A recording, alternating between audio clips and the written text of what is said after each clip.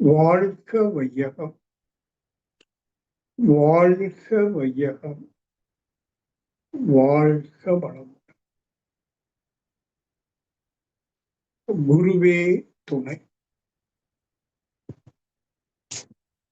குருவின் திருவடி போற்றி, திருவடி சரண். அன்பு சகோதர சகோதரிகள் அனைவருக்கும் இனிய மாலை வணக்கமும் நல்வாழ்த்துக்கள். அதில் எப்போதும் இந்த இயற்கையினுடைய அமைப்புல மனித உடல் அமைப்பு, அதனுடைய இயக்கம் உச்சம் விசேஷமானது. ரொம்ப ரொம்ப ஆச்சரியமும் அற்புதமும் ஒரு நேர்த்தியும் உடைய ஒரு தோற்றம் உண்டு. அது மனித தோற்றம். தோற்றம் மட்டுமல்ல, அந்த உடல் உறுப்புகளின் இயக்கம் மட்டுமல்ல, புலன்கள் மூலமாக பெற்ற உணர்வை அடிப்படையாக கொண்டு எழுந்த சிந்தனை ஆற்றல், அதை மனம் என்று சொல்றோம். சிந்தனை ஆற்றல், இத்தனை மேன்மையும் மனிதனிடம் உண்டு. ஆனாலும் மனிதன் துன்பப்படுகிறான். காட்டு விலங்கு கூட எந்த நோய்க்கும் உட்படாது, ஆயுள் காலம் முழுவதும் வாழும். ஆனா இவ்வளவு மேன்மை பெற்ற மனிதன் மட்டும் உடல்ல நோய், உள்ளத்துல களங்கங்கள், இதெல்லாம் நம்ம பார்க்கிறோம். அதுக்கு என்ன காரணங்கிறது ஒரு விரிவா நம்ம பேசி இருக்கிறோம். அவனுடைய அந்த சிந்தனையாக எழுந்த அறிவு தான் விஞ்ஞான அறிவாக வளர்ந்த பிறகு ரொம்ப சௌரியமா வாழக்கூடிய வாய்ப்பு கிடைச்சும், அளவுக்கு உட்பட்டு வாழாது, அளவு மீறி தேடுவதும் அனுபவிப்பதும் என்ற காரணத்தினால எல்லாவித துன்பங்களுக்கும் அதுதான் காரணம். அளவு மீறல், பேராசை என்று சொல்றோம். சரி, அறிந்தோ அறியாமலோ சென்ற காலங்கள்ல நம்முடைய மூதாதையர்களும் நாமும் இதுவரைக்கும் துன்பம் தரக்கூடிய சேவை தான் செஞ்சு வந்திருக்கோம். அதனால தான் நம்ம எல்லாருக்கும் உடல்ல நோய் இருக்கு, மனசுல பலவிதமான களங்கங்கள், சங்கடங்கள், தலைவிதி என்று சொல்லி ஒரு முத்திர குத்திகள். அப்கோர்ஸ் தலைவிதி தான். ஆனால் ஓரளவுக்கு மாற்றக்கூடிய ஒரு சக்தி நம்ம மனசுக்கு உண்டு, அறிவுக்கு உண்டு. அந்த வகையில எப்படி விஞ்ஞானம் வளர்ந்திருக்கோ, விஞ்ஞான வளர்ச்சியினால பல சௌரியங்களை நாம பெற்று இருக்கிறோமோ, அதுபோல விஞ்ஞானம் வளர்வதற்கு முன்பாகவே விஞ்ஞானம் வளர்ந்து விட்டது. வேத காலத்திலிருந்து ரிஷிகள், முனிவர்கள், யோகிகள், சித்தர்கள், இவங்கெல்லாம் சில வித்தைகளை கண்டுபிடிச்சாங்க. விஞ்ஞானம் கூட அண்மையில தான் சில விஷயங்களை கண்டுபிடிக்குது. ஆனா விஞ்ஞானம் அன்றே கண்டுபிடிச்சு. ஆனா விஞ்ஞானம் வளர்ந்த வேகத்துல மெஞ்ஞானம் வளரல. சில பல காரணங்களினால வளரல. ஆனா எனக்கு தெரிஞ்சு வேதாத்திரி மகரிஷி அறிமுகமான பிறகுதான் இந்த யோகா தியானம் என்ற சொல்லை தமிழகத்துல வேகமா பரவ ஆரம்பிச்சு. ஏன்னா என்னை பொறுத்த அளவுல நான் 1984ஆம் ஆண்டு, 41 ஆண்டுகளுக்கு முன்பு மகரிஷியோட சந்திச்சேன். ஆனா அதுக்கு முன்னாடி தியானம் என்று சொல்லி எனக்கு அரசல் பொருசலாக காதல் வந்தது உண்டு. ஆனா அதை எப்படி செய்யணும், அதனுடைய சூத்திரம் என்ன என்பதெல்லாம் தெரியாது. ஏன்னா சாதாரணமா ஜப தியானம், நம்முடைய மகேஷ் யோகி மகர்ஷியில் ஒருத்தர் இருந்தார், அந்த டிரான்ஸ்டெண்டல் மெடிடேஷன் என்று சொல்லுவாங்க. அங்க ஏதோ ஒரு மந்திர சொல் காதல சொல்லுவாங்க. அத ஒரு ரிதமேட்டிக்கலா உள்ளுக்கு சொல்லிக்கிட்டே இருக்கும். சாண்டிங் தான். அது ஒரு விதமான தியானம் இருந்தது. ஆனா குண்டலினி தியானம் என்கிற ஒன்றே, அது எளிய முறையில மகர்ஷி அவங்க தான் கொடுத்தாங்க. அதுக்கு பிறகு 84 நான் ஈரோட்டில் இருக்கிறேன். 1986க்கு நாகர்கோவில் வந்த பிறகு இங்கேயும் யாருக்கும் அதை பற்றி ஒன்றும் தெரியாது. மதுரைக்கு கீழே யாருக்குமே எதுவும் தெரியாது. மதுரையில கூட எல்லாருக்கும் தெரிய சொல்ல முடியாது, 1% பீப்புள் கூட தெரியாது. ஆனா இங்க அதை அறிமுகப்படுத்தணும், வேகமா வளர்ந்தது. மகிழ்ச்சியை 2, 3 வாட்டி தொடர்ந்து கூட்டிட்டு வந்து வேகமா வளர்ந்தது.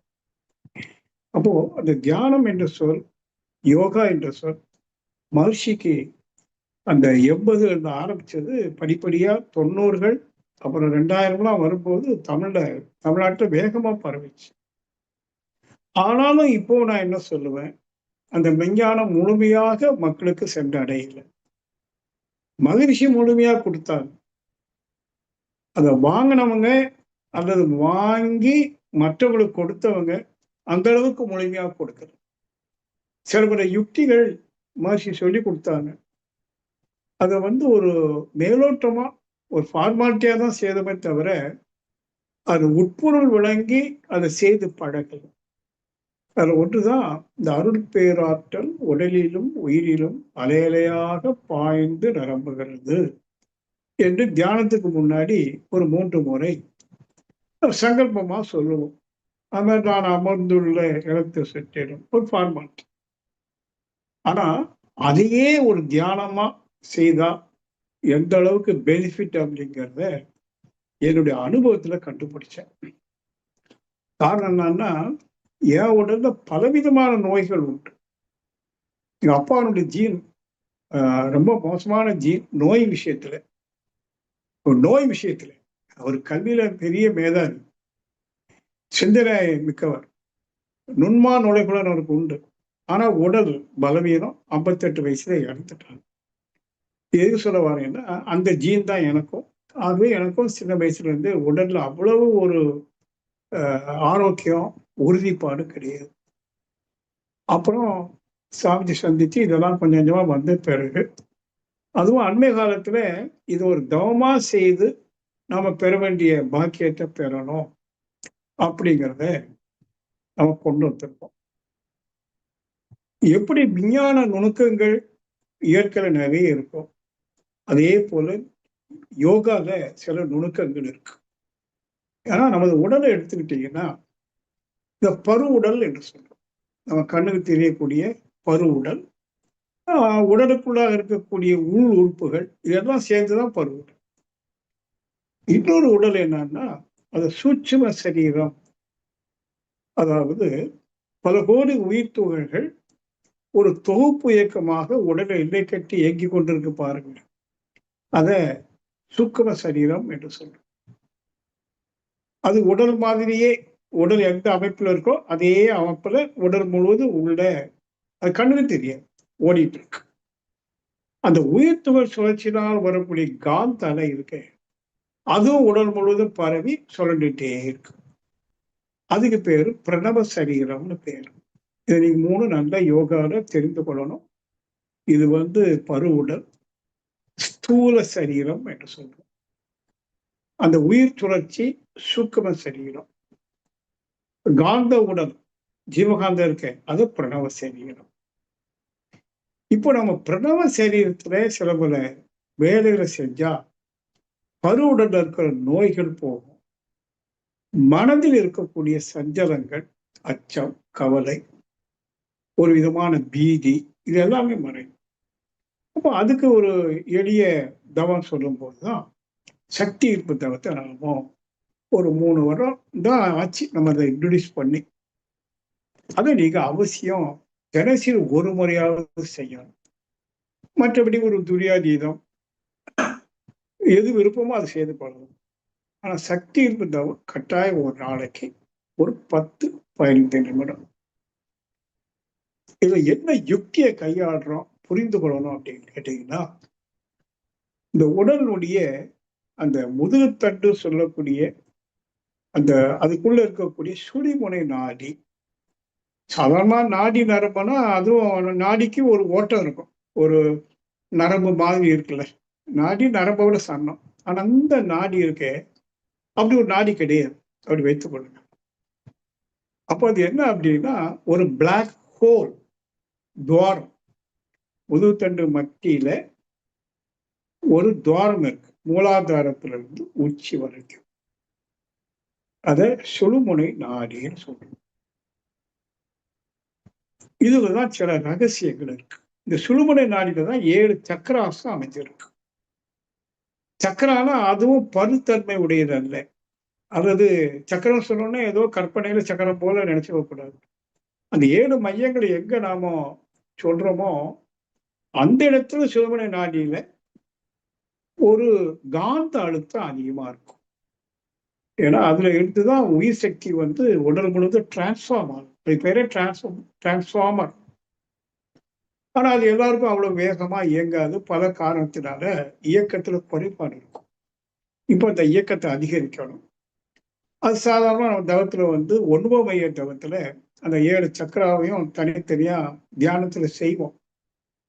ஆனா அது எப்படி நமக்கு சொல்லிக் கொடுக்கப்பட்டிருக்குன்னு கேட்டீங்கன்னா, குண்டலினி சக்தியை எழுப்பி ஆக்கினை, துரிய, தமெல்லாம் கொடுத்துட்டு, அப்புறம் இந்த லோயர் சக்கராவை திறந்து விடுவாங்க. நானும் ஒவ்வொரு மையத்திலும் மனசு வச்சு தியானம் பண்றோம். அப்ப என்ன ஆகுது, அந்த குண்டலினி சக்தி அதாவது இருக்கக்கூடிய ஒரு வேப்பரைஸ்டு எனர்ஜி, ஓஜஸ் என்று சொல்லுவாங்க. அது அந்த சக்கராவை இயக்கி மேல கொண்டு வரும். இது ஒரு முறை, நல்ல முறை. எனக்கு பிற்பாடு ஏன் மகிழ்ச்சி அருள் பேராற்றல் உடலிலும் உயிரிலும் அளவையா பாய்ந்து நிரப்பட்டிருந்ததுல குண்டலினி சக்தி இருக்கேன், இது எக்ஸ்ட்ரா ஏன் சொல்லியிருக்காரு அப்படின்னு சிந்தித்த போது ஒரு உண்மை கிடைச்சதுங்க. இந்த குண்டலின் சக்தி என்பது வேற ஒண்ணு இல்லை, உயிர் சக்தி தான். ஜீவகாந்த மையம்னு வைத்துக் கொள்ளுங்க. ஆனா அது களங்கமுற்ற ஜீவ ஆன்மா மும்மலங்களால் களங்கமுற்று இருக்கு, தூய்மை அடையல. மட்டுமல்ல, சில பல தீய சக்திகளும் அங்க இருக்கும்.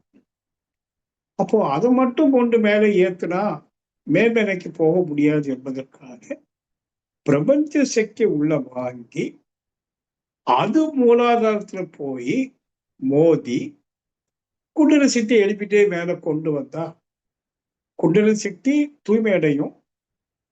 ரெண்டும் சேர்ந்து செய்ய வேண்டிய மேன்மையை செய்யும்.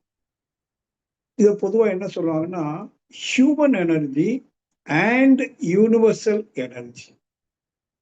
அதாவது மனித சக்தியும் யூனிவர்சல் பிரபஞ்ச சக்தியும் இறைசக்தியும் ரெண்டு கலரும் போது அதுக்கு ஒரு தெய்வீக பலம் கிடைக்கும், தெய்வீக பலம் கிடைக்கும்.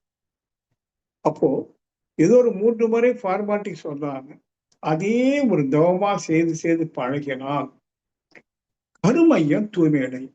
இந்த ஃபர்ஸ்ட் ஸ்டெப் நீங்க புரிந்து கொள்ள வேண்டியது, கருமையம் தூய்மை அடையும். ஏன்னா கருமைய தூய்மைக்கு சாமிஜி முக்கியத்துவம் கொடுக்குறாங்க. கருமையம் தூய்மை அடையும். கருமையம் தூய்மை அடைந்தால், அதாவது ஆன்மா தூய்மை அடைய மனமும் தூய்மை அடையும், வினையும் தூய்மை அடையும். மன தூய்மை, வினை தூய்மை, நம்ம செயலும் நல்ல செயலாக இருக்கும். அப்போ இந்த தவத்தை எப்படி செய்யணும் நம்ம சொல்லியிருக்கோம். முதல்ல சங்கல்பம், அதாவது நம்முடைய இன்டென்ஷன் என்ன, எதுக்காக இதை செய்யணும் அதை சங்கல்பிக்கணும். முக்கியமா உடல் நலம், நீண்ட ஆயு, அப்புறம் ஆன்மா தூய்மை அடையும். அப்போ தூய நல் உடல், தூய ஆன்மா அமையட்டும். ஆன்மா தூய்மை அடைஞ்சாலேயே மீதி எல்லாம் தானா தூய்மை அடையும், அப்படிதானே? அப்புறம் உடல் ஏற்கனவே பாதிச்சிருக்கு, அதனால தூய நல்ல உடல். அதுக்கு அர்த்தம் உடல் இருக்கிற கழிவுகள் எல்லாம் வெளியேறி, அப்போ நோய் இல்லை. கழிவு வெளியேறினா நோய் இல்லை. கழிவுகள் எல்லாம் வெளியேறணும், தூய நல்ல உடல். மனசுல நினைச்சுக்கிறோம், ஆன்மா தூய்மை அடையும். ஆகவே அருள் பேராற்றல் கருணை கொண்டு உடலிலும் உயிரிலும் அலையலையாக பாய்ந்து நிரம்புகிறது அப்படிங்கிறது சங்கல்பம். பாவனை என்ன, உடலை நல்லா நிமிர்த்து வச்சிருக்கணும், அப்படியே முதுகுத்தண்டை கவனிக்கணும்.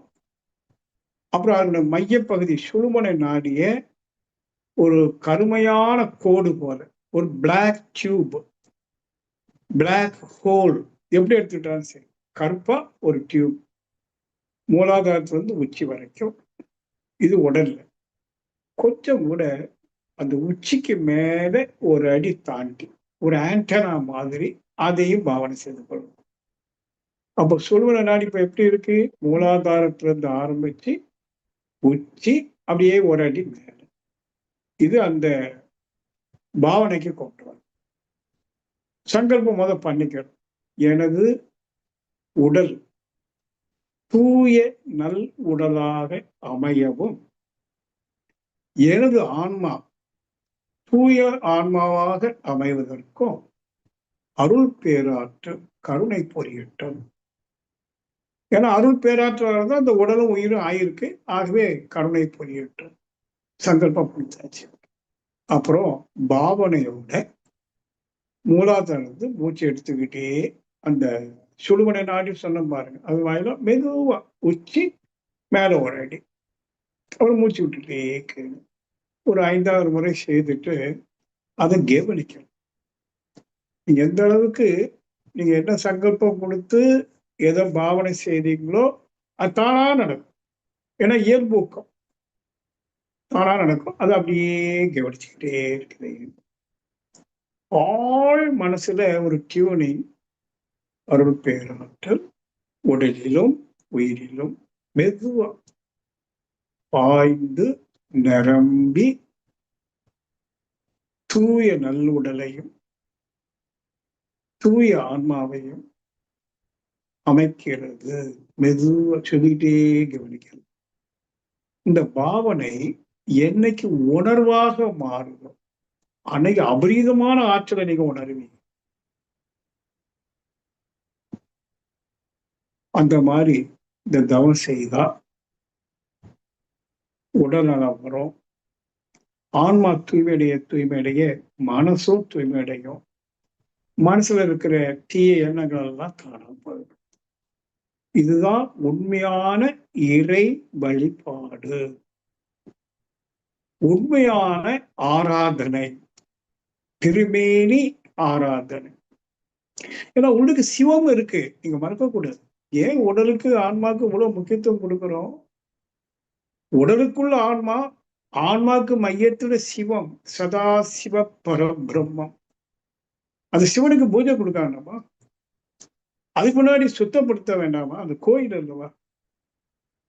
களப்பணி செய்யணுமே. இந்த உடல் ஒரு ஆலயம், உள்ளம் கோயில். அங்க களப்பணி செய்து கோயிலை சுத்தப்படுத்தணும். கோயில நிறைய சக்தியை உண்டு பண்ணணும், சக்தி இருக்கணும். அப்புறம் சிவ பூஜை. சிவ பூஜைனா என்ன? சிவ தரிசனம் தான், உணர்வு. அந்த சிவநிலை உணர்வுக்கு போகிற போது உங்களுக்கு உடல் இருக்கிறது தெரியவே செய்யாது, எண்ணங்களும் இருக்காது, ஆனா சக்தி இருக்கும். அது சிவத்தினுடைய சக்தி, சிவசக்தி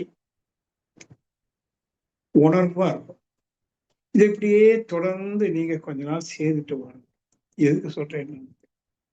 சீக்கிரமா அந்த சிவசக்தி உணரும், இயக்க அடக்க உணரும். அந்த உணர்வு தட்டத்தட்டவே ஒரு புது அனுபவம் நமக்கு எல்லை இல்லாம இருக்கிறது. ஒரு பூரண வஸ்துவா, ஒரு எட்டர்னல் பீயிங். அது அப்படியே உணர்வு தட்டிட்டே இருக்கும். சரி, இதெல்லாம் தட்டி என்ன ஆக போகுது? தட்டட்டும். அந்த அனுபவம் தரக்கூடிய அறிவு இருக்குல்ல, அது உங்களுக்கு நல்ல தெளிவை கொடுக்கும். வாழ்க்கையை பற்றி என்ன தெளிவு கொடுக்கும்? வெளியில இருந்து நான் பெறுவதற்கு ஒண்ணுமே இல்லை. சாப்பாடு, தண்ணி, காத்து, அது நேச்சுரலா எல்லாத்துக்கும் கிடைச்சிடும். என்னுடைய ஆனந்தத்திற்கு, சுகத்திற்கு, சௌரியத்திற்கு வெளியிலிருந்து ஒண்ணும் இல்லை. இருக்கட்டும். சரி, இனி நான் மகிழ்ந்து வாழணும். நான் எப்படி நல்லா மகிழ்ந்து வாழ முடியும்? ஆன்ம உணர்வு ஒரு மகிழ்ச்சி, பிறரை மகிழ்வித்து வாழுகிற ஒரு வாழ்க்கை நெறி. இதை நீங்க நல்லா அண்டர்லைன் இட்டு நோட் பண்ணிக்கிடணும். நானும் மகிழ்ந்து பிறரையும் மகிழ்வித்து வாழ்கிற ஒரு வாழ்க்கை நெறி. இதுதான் இயேசு மகான் கடைசியா கொடுத்த உபதேசத்துல ஒண்ணும், எவ்வாறாகிலும் மகிழ்ச்சியுற்று மகிழ்ச்சியுற்று மகிழ்ச்சியுற்று. இத மகிழ்ச்சியும் சொல்றாரு. அவர் நிறைய தத்துவம் பேசிக்க சொல்றாரு. ஒரு உதாரணம் சொல்லி சொல்றாரு. அதாவது இந்த கடல்ல போயிட்டு முத்து பிடிக்க போவாங்க. அவங்க முத்து முடிக்கிறது அவ்வளவு சாதாரண விஷயம் இல்லை. நீச்சல் படிக்கணும், தம் பண்ணிட்டு நீண்ட நேரம் மூச்சு பிடிச்சிட்டு கீழே போய் முத்து எடுத்துட்டு வரோம். ரொம்ப கஷ்டம். அவங்க எடுத்துட்டு வருவாங்க. மற்றவங்க அந்த முத்தை பயன்படுத்துவாங்க. கன்சியூமர்ஸ்ன்னு சொல்லுவோம். அவங்க போய் எல்லாருமே முத்து வேணும்னு கடல்ல போய் குதிக்க வேண்டியது இல்லை. ஏதோ கொஞ்சம் பேர் அந்த வேலையை செய்யறாங்க. நீங்க முத்தை பயன்படுத்துங்க சொல்றாரு. பயன்படுத்துங்க. பி எ கன்சியூமர். அது மாதிரி நான் அவர் சொல்றாரு, மகிழ்ச்சி தன்னை சொல்றாரு, நான் தத்துவம் என்று சொல்லக்கூடிய மிகப்பெரிய சமுத்திரத்தை உள்ள போய் ஆழமா போய் அந்த பேருண்மையை எடுத்துட்டு வந்துட்டேன். நீங்க அவ்வளவு டெப்த்ல போய் சரமப்பட வேண்டாம். முடியலன்னா விட்டுருங்க, போக வேண்டாம். நான் தந்திருக்கிற முத்து, நல் முத்து, அந்த மெய் ஞானத்தை நீங்க வாங்கி அனுபவிங்க. பி எ கன்சியூமர். சரி, எப்படி அனுபவிக்கிறது? அங்கதான் சொல்றாரு. சாமி சொன்னதே சொல்றேன். நான் சொல்லக்கூடியது 90க்கு முன்னாடி. அப்பா உங்களுக்கு தசாவதாரம் தெரியுமான்னு கேட்டார். சரி ஒண்ணு. அதுல 9வது அவதாரம் என்னன்னு கேட்டார். கேட்டுட்டாரு. உடனே அவரு கிருஷ்ண அவதாரம். 8வது அவதாரம் ராம அவதாரம். அப்ப அந்த ராம அவதாரம் என்பது அரசு, ஆளுமை பேர். ஒரு மனிதன் தன்னை திறன்பட ஆள்வதற்கு அந்த ராமதவத்துல சொல்லக்கூடிய ஒழுக்கம், கற்பு நெறி, ஒருத்திக்கு ஒருத்தன் என்கிற கற்பு நெறி, தன்னை ஆளுவது, பிறகு சமூகத்தை ஆளுவது, இது ஆளுமை பேர் கொண்ட 8வது அவதாரம். 9 வருது. அதுக்கு அர்த்தம், இதை நீ சரியா ஆளுமை செய்தேன்னா அடுத்த ஸ்டேஜ் என்னன்னா கிருஷ்ண அவதாரம். அப்படின்னா லீலாஸ், கிருஷ்ண லீலா. மகிழ்ச்சியா வாழ்றது, வேற ஒண்ணும் இல்லை. அந்த 8ல பெற்ற ஞானத்தை கொண்டு மிச்சம் இருக்கிற வாழ்க்கையில மகிழ்ச்சியா வாழ்றது, மகிழ்ந்து வாழ்வது, மகிழ்வித்து வாழ்வதுதான் வாழ்க்கையை குறிக்கும். ஒரு மனிதன் அதான விரும்புறான். மகிழ்ச்சிக்கு தானே எல்லாமே பண்றோம். பணம் சம்பாதிக்கிறதுல இருந்து எல்லாமே மகிழ்ச்சிக்காக தான் செய்யறோம். ஆனா மகிழ்ச்சி வரல.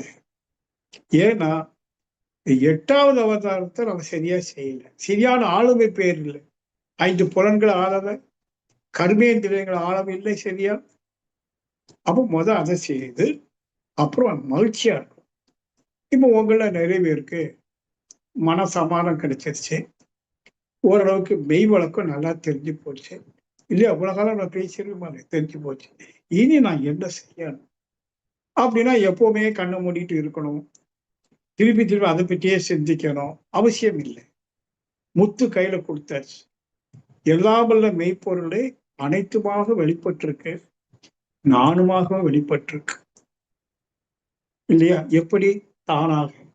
அந்த வார்த்தையை மறக்கக்கூடாது, தானாக. ஆகவே என்னுடைய கர்ம விதிப்படி நான் இன்னும் வாழ்ற வாழ்க்கையில என்னென்ன வருமோ அது வந்துதான் தீரும். நான் அதை ஏற்று போராட வேண்டாம். மாறாக அதை ஏற்றுக்கொள்ளுகிற சமாளிக்கிற திறமையை மட்டும் வளர்த்துட்டு, அதான் ஆளுமை பேர். ஆளுமை பேர் என்னன்னு பாருங்க. என்னுடைய கர்ம விதிப்படி என்னென்ன வருமோ அதை எவ்வாறு எதிர்கொள்வது, ஏற்றுக்கொள்வதுங்கிற ஆளுமை பேரை சரியா வைத்துக் கொண்டால் இந்த கர்ம பலன் பெருசா பாதிப்பு தர ஓரளவுக்கு அதுல இருந்து தப்பிச்சுக்கலாம். சரி, மிச்சம் என்ன செய்யணும்? எப்படி மகிழ்ச்சியாக வாழ்வது? ஒவ்வொருத்தருக்கும் மகிழ்ச்சிக்கு ஒவ்வொரு காரணங்கள் இருக்கும். உடல்நலத்தை கெடுக்காத, மன அமைதிக்கு பாதிப்பு இல்லாம என்னென்ன செய்தா மகிழ்ச்சியா இருக்கும் அப்படின்னு புரிஞ்சிட்டு நாம வாழ கற்றுக்கொண்டோம்னு சொன்னா நிச்சயமா அமைதி வரும். வேணா கூட்டுங்க, வேணா கூட்டுங்க, இன்னும் கூட்டுங்க. ஆகவே அன்பர்களே, நம்ம இனிமேல் இந்த மெய் ஞானம் அடைஞ்ச பிறகு அதை கன்சியூம் பண்ணு, பயன்படுத்துவது, செலிப்ரேட் பண்ணுங்க வாழ்க்கையில். வீட்டுல குழந்தை பிறந்த நாள் அல்லது உங்களுக்கு திருமண நாள் அப்படி வருஷத்துக்கு 4-5 வரும்.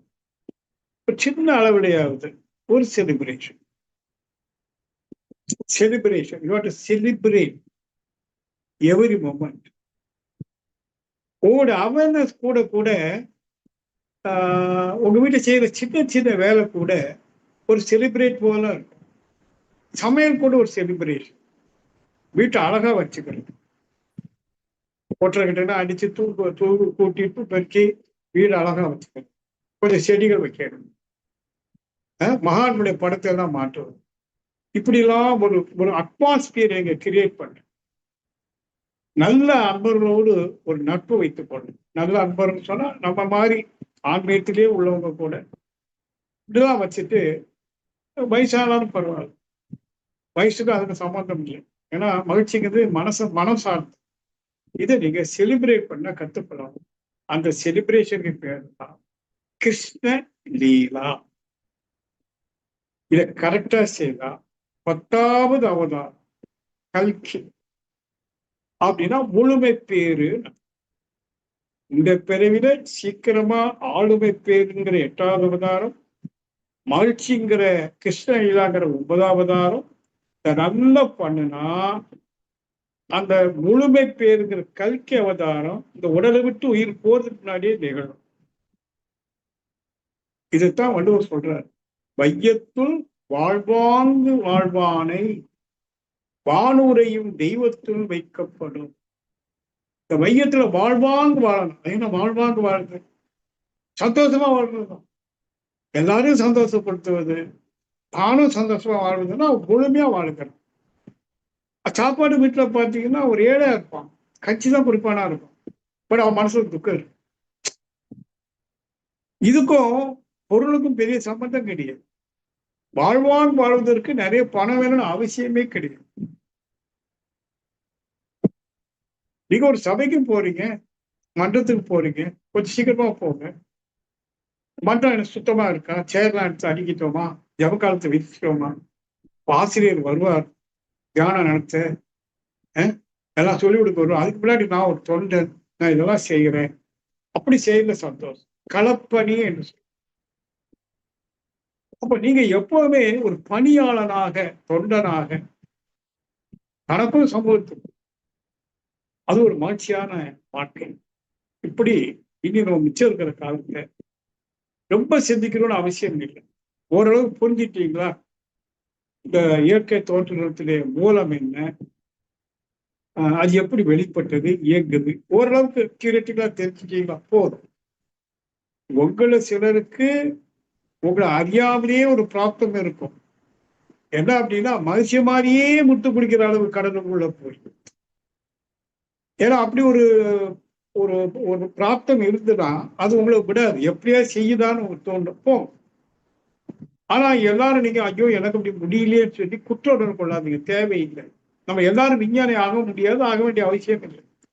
கோடியில ஒரு விஞ்ஞானி இருந்தா போதும், அவர் கோடியில ஒரு விஞ்ஞானி இருந்தா போதும். உங்களுக்கு பிராப்தம் இருந்தா அந்த உணர்வு, அந்த சிந்தனைக்கு போங்க. இல்லையா? புரிஞ்சுக்கிட்டீங்களே, செயலுக்கு கொண்டு. இதான் பகவத்கீதையில நடந்த விஷயத்துல நடந்தது கூட. கிருஷ்ணன் அர்ஜுனனுக்கு எல்லாம் புரிய வச்சுட்டான். அப்ப எனக்கு நான் அதுக்கு போகணுமே, அதெல்லாம் அப்புறம் பார்த்துக்கலாம். இப்படி கர்மம் செய், தர்மம் நிலைப்படுத்துவதற்கு நீ கர்மம் செய், தர்மத்திற்காக கர்மம் செய் அப்படின்னு ஒரு கட்டளை கொடுக்குறான் பாருங்க. அது மாதிரி நான் உங்களுக்கு சொல்லி வைக்கிறேன். எல்லாருக்கும் ஆழ்ந்து சிந்திக்கிற, நுணுகி போகிற ஒரு ஆற்றல் இல்லாம இருக்கும். அது ஒன்றும் பெரிய தப்பு இல்லை. அவங்க விஷயத்த புரிஞ்சுக்கிட்டு அப்ப நான் என்ன செய்யணும் அப்படின்னா, இந்த உடலுக்கு என்ன செய்யணும், மகிழ்ச்சியா இருப்பதுக்கு என்ன பண்ணணும், சமுதாயத்துக்கு என்ன செய்யணும், மகிழ்ச்சியா இருக்கும், இதை கொஞ்சம் சிந்திச்சு செயல்படுத்தினா போதும். சரி, இதான் இன்னைக்கு முக்கியமான ஒரு கருத்து. எவ்வாறாகினும் மகிழ்ச்சி விட்டது. கொஞ்சம் காசு செலவு பண்ணா மகிழ்ச்சியை கொண்டு பண்ணா நினைச்சுக்கிட்டா காசு இருக்குல்ல, செலவு பண்ணும். நீங்க செலவு பண்ணனா செலவு பண்ணதான காசு சேர்த்து வைக்கிறதுக்கு அல்ல. ஏதோ ஒரு சிறு சேமிப்பு இருக்கட்டும், நாளைக்கு ஏதோ நோய் வந்து டாக்டர் கொடுக்கணும், சிறு சேமிப்பு இருக்கட்டும். அது பெரிய அளவில் லட்சக்கணக்கான கோடிக்கணக்கான சொத்து சேர்க்கணுங்கிற அவசியம் இல்லை. இல்ல உங்களுக்கு வாய்ப்பு அப்படி சம்பாதிக்க வாய்ப்பு கிடைச்சிருக்கா, இல்ல காலகாலமா அப்படி செஞ்சுட்டு இருக்கீங்களா, அப்பா செஞ்சாரா, தொழில் பண்ணியிருக்க, பையன் செய்யுங்களா, செய்யுங்க. அப்ப இயற்கை உங்களுக்கு ஒரு நல்ல இறைவன், இயற்கைக்கு சொல்ற விட இறைவன் உங்களுக்கு அந்த பாக்கியத்தை கொடுத்திருக்கான். நிறைய சம்பாதிக்கிற பாக்கியம் எதுக்கு தெரியுங்களா? நிறைய சம்பாதிக்கவே நிறைய செலவு. யாருக்கு? சமுதாயத்துக்கு. சமுதாயத்துக்கு நிறைய செலவு செய்ய உனக்கு என்ன கிடைக்கும்னு கேட்டீங்கன்னா, உன்னுடைய சந்ததியர்கள் அவர்களுக்கு உன்னுடைய கர்ம விதி போகாது. நம்மை தொடர்ந்து 7 அடுத்த ஈரேழு ஈரேழு சொல்லுவாங்க, முந்தைய 7 பிந்தைய 7. அவனுக்கு நீங்க என்ன சேர்த்து வைக்கிறீங்க? உங்களுடைய தீய கர்மாவை போய் சேராம பாதுகாக்கிறது, நற்கர்மங்கள் செய்யுது. ஆகிய பணம் படைத்தவர்கள் சொல்லுவேன், நல்ல செலவு பண்ணுங்க. இப்ப கூட மாநில மனைவிட்டாதான் பேசிட்டு ஒரு 10 பேர் சேர்ந்து முடியுமான ஆளுக்கு 5000 ரூபாய் போட்டான், 50,000. இந்த 50,000 பேருக்கு வறுமையில இருக்கிறவங்க யாரு? அங்கங்கே குஷ்டரோகிகள் இருக்காங்க, யாரும் அவங்க ஒன்றும் கொடுக்க மாட்டாங்க. அவங்க ஒரு போர்வை வாங்கி கொடுக்கலாம். ஏதாவது ஒரு தர்மம், அது உங்களுடைய பாவத்தை போகும்னு சொல்லலை, மாறாக உங்க பாவம் உங்க பிள்ளைகளுக்கு போகாம பாதுகாக்கும். பாவம் தொடரக்கூடாது இல்லையா, நம்மோட போட்டு என் கர்மவிதி என்னோட போட்டு இதெல்லாம் புரிஞ்சு பணப்படுத்திட்டு அப்படி செய்யணும். சரி, பெருசா பணம் இல்லையா, பரவாயில்ல, வாழ்த்துங்க. உடலை கொண்டு ஏதாவது கலெக்ட் பண்ணி பண்ணுங்க. உங்க தெருவை நீங்க சுத்தப்படுத்துங்க. ஸ்கேவஞ்சருக்காக வெயிட் பண்ண வேண்டும். உங்களோட உடல் சக்தி இருக்கா, நீங்க ஒரு பெரிய அந்த முனிசிபாலிட்டிக்காரர் கூட்டுவாங்க பாருங்க, நீங்க ஒருத்தர் வாங்கி உங்க அப்படி கூட்டி பாருங்க, உங்களை பார்த்து 4 பேர் வரலாம். ஒரு துப்புரவு ஆளனாக நீங்க மாறிய பிஎஸ் ஸ்கேவெஞ்ச். ஆமா, பிஏ ஸ்கேவெஞ்சர். அவன் தான் சுத்தப்படுத்து. சமுதாயத்தை யார் சுத்தப்படுத்த? நல்ல மேய்ப்பன். கிருஷ்ணனும் மேய்ப்பன், இயேசுவும் மேய்ப்பன். கிருஷ்ணன் மாடு மேய்ச்சா, இயேசு ஐயா ஆடு மேய்ச்சாரு. 2 பேரும் யாதவர்கள். யூதான்னா இவரை யாதான்னா, 2 அந்த சவுண்ட பாருங்க, யூதா யாதா.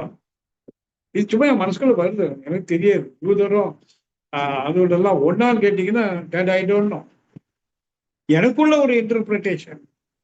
யூதர்கள், யாதவர்கள். கிருஷ்ணனையும் இயேசு ஐயாவையும் நான் சேர்த்து பார்க்கிற போது 2 பேரும் மேய்ப்பாளர். அவங்க ஆடியும் மட்டும் மேய்க்கல, நம்ம எல்லாம் மேய்ச்சவங்க. மீட்பர், மேய்ப்பர், மீட்பர். உங்களுக்கு அந்த பாக்கியம் கிடைச்சா எப்படி இருக்கும்? நீங்க ஒரு நல்ல மேய்ப்பனம், மீட்பனம். அப்ப எப்படி நீங்க மற்றவர்களை மீட்க முடியும்? முதல்ல நீங்க மீளும். அப்ப அதுக்குரிய சிந்தனை, செயல்பாடும் மனசுல வெறுமனே கோடி கோடியா சேர்த்துட்டு இருந்ததுக்கே 24 hours இல்லை, வேஸ்ட். இதெல்லாம் கொஞ்சம் அமைதியா வந்து சிந்தித்து பாருங்க. உங்களுக்குள்ளே ஆமா இல்ல, எவ்வளவு நல்லா இருக்கு தோணும். ஆனா அப்புறம் 2 மணி நேரம் கழிச்சு சரி விட்டாரா அப்படின்னு போயிடும். ஜாக்கிரதையா இருக்கணும். உணர்ச்சி வசப்பட்டு செய்ய வேண்டாம், உணர்வு ரீதி. நம்மளால என்ன பண்ணணும்? நம்மகிட்ட என்ன இருக்கு? இது மனுஷன் சொல்றாங்க, உடல் அமைப்பு எப்படி இருக்கு, உடலை கொண்டு நல்லா செய்ய முடியுமா, செய். இல்ல முடியுதா, பரவாயில்ல. பணம் இருக்கா, இருக்கு, அதை கொண்டு என்ன செய்ய முடியும், செய். பணம் இல்லை, அறிவாக இருக்கா, கொஞ்சம் செய். இல்ல அதுவும் இல்லையா, பரவாயில்ல, நீங்க வந்துகிட்டே இரு, ஒரு நாளைக்கு ஏதாவது கிடைக்கும், நீ பெருக்கிக்கோ. கொடுக்க பாரு, கொடுக்கிறதுக்காக பிறந்திருக்கிறோம் அப்படிங்கிற, எடுப்பதற்காக அல்ல. எடுப்பதுக்கு ஒண்ணு இல்லை, எடுப்பதற்கு உண்மை இல்லை. ஏதோ கொஞ்சம் சாப்பாடு வேணும், அது தானா கிடைக்கும். இப்படி நீங்க பக்குவப்படுத்துறீங்க, இன்னைக்கு தேதியில உங்க மனசுல எதிர்காலத்தை நினைச்சு அச்சமோ கவலையோ இருக்குமானா போயிடும். அந்த அளவுக்கு உங்களை பற்றி, சமுதாயத்தை பற்றி, உங்களுக்கும் சமுதாயத்துக்கு இருக்கக்கூடிய தொடர்பை பற்றி இயற்கையை பற்றி, உங்களுக்கும் இயற்கைக்கு உள்ள இணைப்பு அல்லது பிணைப்பை பற்றி ஓரளவுக்கு அடிப்படையா தெரிஞ்சுக்கிட்டு, அப்புறம் இந்த மாதிரி எண்ணங்களை உள்ள விடுங்க. எந்த மாதிரி எண்ணம்? நான் மகிழ்ந்து வாழணும், நான் பிறரையும் மகிழ்த்து வாழணும். பிறர்னா எங்கேயோ பக்கத்து வீட்டுக்கு போக வேண்டாம். நம்ம வீட்டுல மனைவி, பிள்ளைங்க, பேர பிள்ளைங்க, சகோதர சகோதரிகள், உற்றார் அவரை மகிழ்ச்சி வாழும், சபித்து வாழ்வதல். நான் நிறைய சந்திச்சிருக்கேன். உறவுகள்ல பெரும்பாலும் சபிக்கிறது, அது கண்டிஸ்டியாவது. கூட பிறந்த அண்ணன் தங்கச்சி, அண்ணன் தம்பி, அக்கா தங்கச்சிக்குள்ளேயே ஒரு கண்டிஸ்டி, சபித்தல். அக்கா ரொம்ப நல்லா இருக்காள, எனக்கு சரியில்லையே, ஒரு ஏக்கம். இந்த மாதிரி ஏக்கங்களை நீங்க தேக்கமுறை செய்தீங்கன்னா அது கழிவு சேரும் மனசுக்குள்ள. அந்த மாதிரி அதெல்லாம் வேண்டாம். ஏன்னா நீங்கள் தான் நம்ம எல்லாருமே இறை அவதாரம். அதை மறைச்சு கொண்டிருக்குது இந்த மாதிரி மாசுகள். இதை போக்க நாம முயலன்னு கூட இல்லை. மனசுல ஒரு திட சங்கல்பம் போட்டா தானாகும். எல்லாரையும் வார்த்தை தான் சொல்லும். உடல் தேய்ச்சிக்கிட்டே இருக்கு. மரணத்தை நோக்கி வேகமா பயணித்துக் கொண்டிருக்கிறோம். அப்படிதானே?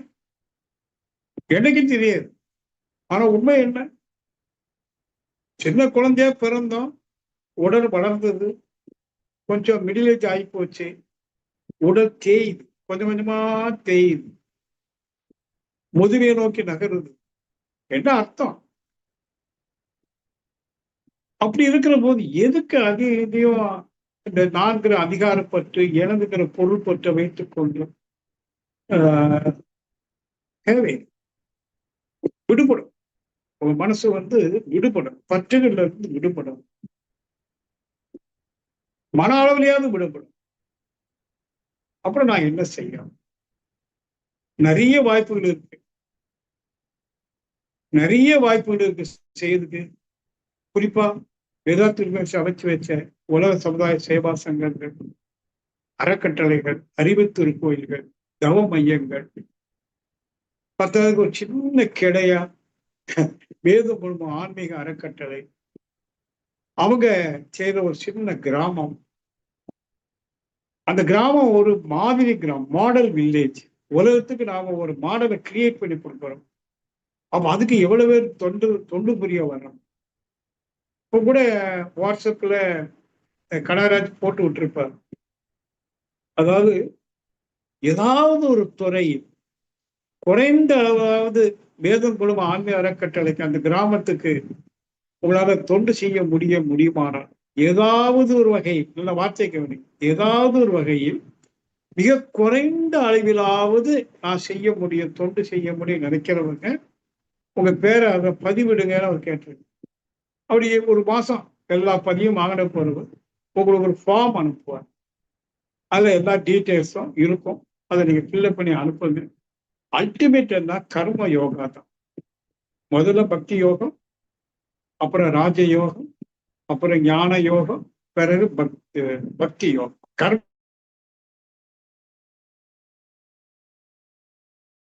செஞ்சுட்டு இருக்கு. என்னால முடிஞ்சாலும் என் உடல் எப்படி ஒத்துழைக்கும்? இப்போ ஆக்சுவலா இன்னைக்கு உடல் ஒத்துழைப்பு கிடையாது. நான் அதுக்கு வேண்டிய சீட்டெல்லாம் வித்தியாசமா போட்டு காலெல்லாம் மடிச்சு வச்சு ஒரு டைப்பா உட்கார்ந்து இருக்கேன். ஆமா, ஆசன வாயில கோளாறு 2 நாளா. ஆனா உங்கள்கிட்ட பேசும்போது எனக்கு உடல் உணர்வே இல்லை. No pain. ஆன்மாவோடு சங்கமிச்சு பேசிட்டு இருக்கு. எப்படி பெயின் வரும்? அப்போ ஒவ்வொரு விஷயத்தையும் கிட்டத்தட்ட இந்த 40 ஆண்டு காலமா கொஞ்சம் கொஞ்சமா புரிஞ்சு கொஞ்சம் கொஞ்சமா அறிவுல உயர்ந்து தெளிப்பெற்று இன்னைக்கு ஓரளவுக்கு நான் முழுமையா இருப்பதாக என் மனசு சொல்லுது. ஒரு குறையும் இல்லை. ஆச்சா, நிஷ்காமி கர்மம் நல்லா பண்ணிட்டு இருக்கு. இது இன்னும் முழுமைப்படுத்தணும்னா ஒரு ராதாகிருஷ்ணனும் பத்தாது. வேதாத்திரி மகிழ்ச்சி ஆன்மீக கிராமம் முழுமையாக நிரூபிக்கப்பட்டு எந்த நோக்கத்துக்கு ஆரம்பிக்கப்படுதோ அதை முழுமையாக கொண்டு சமுதாயத்தை செலுத்துவதற்கு பல்லாயிரக்கணக்கான தொண்டர்கள் எனக்கு தேவை. ஆமா. இதெல்லாம் நீங்க மனசுல கொண்டு, உங்களால என்ன முடியுமோ அதை செய்யணும்னு சொல்லி மிக அன்போடு கேட்டுக்கொண்டு, சிந்தனை உரையை நிறைவு செய்து